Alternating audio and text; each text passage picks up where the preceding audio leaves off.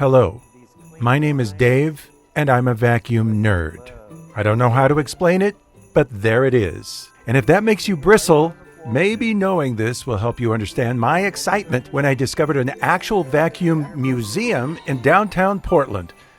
Well, not a typical museum, more of a wall of old vacuums. But at the Starks Vacuum Store on Grand Avenue in Portland, they call it a Vacuum Museum History Timeline. So, Rick, I am a self-proclaimed vacuum nerd. Okay. I love vacuums. I love to vacuum. I love researching vacuums. First of all, I love vacuums too. All right. We're going to be good friends then. But my family mocks me for it. Yeah. I'm actually kind of proud of it. Yeah. Well, there's quite a few people out there. There's actually a vacuum cleaner club out there. No way. Yeah, vacuum cleaner, yeah. I want to join. The museum timeline begins with vacuums from the turn of the century.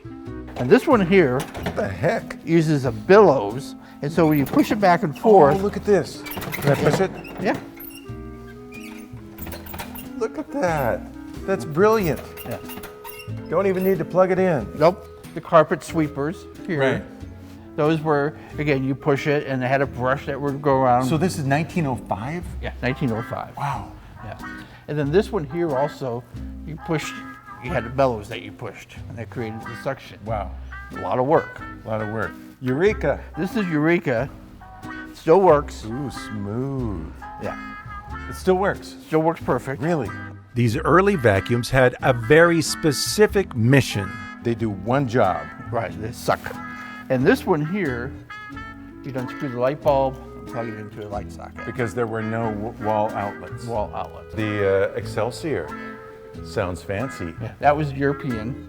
Oh, of course it is. They look pretty industrial, right? Right. Well, they made things well back then. They did. They lasted till today. Right. Believe it or not, until the 1930s, vacuum cleaners were luxury items for only the very wealthy. Others had a more primitive way of cleaning rugs. So what'd they do? Just take the rugs out and beat them? Yep. Sweep up the floor? Sweep up the floor. Okay, we've come a long way, baby. Oh, yeah. But you could put a hairdryer, hook a hairdryer. No way. Yeah. And use it as a hairdryer. Wow, don't hit the wrong button though, right? Right. Or you're gonna pull that wig right off. Dries hair, warms the bathroom. Yep. Multi-purpose, that's hilarious. I'm seeing the GE, I'm seeing Hoover, I'm seeing Royal, GE. Brand names that we still have. Right. The Kirby's were sold door to door, right? Sold door to door. Right. Are they? And they still are. Yep. Now we're getting into the groovy looking sort of Jetsons Right. 60s Yeah. vacuum. Who's the guy with the airplanes? Howard Hughes. Howard Hughes had that designed for his airplane, to clean his airplanes. Of course he did. Yes. Starks is, after all, a vacuum store. They sell the newfangled vacuums with all the bells and whistles, which can be a little overwhelming for a vacuum nerd. You know, something like this, okay, we got your, LED headlights. Are you trying to upsell me right now? Yeah. Yeah.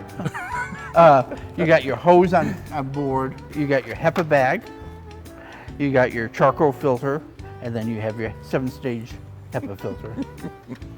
So that's... You went from historian to salesman like that. Yeah.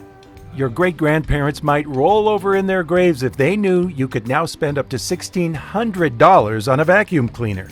Half the price of a Kirby you can get at Melee. Right, and it will clean just as well, if not better. But it won't dry your hair. Won't dry your hair. Kirby's will. That's not a problem for you, though. No. Maybe it's because Rick met a kindred spirit that he allowed me to take an old vacuum on a test drive. All right, is this the on button? That's the on button. Okay, stand back, everybody. There How it goes. quiet that is. How right. smooth that motor is.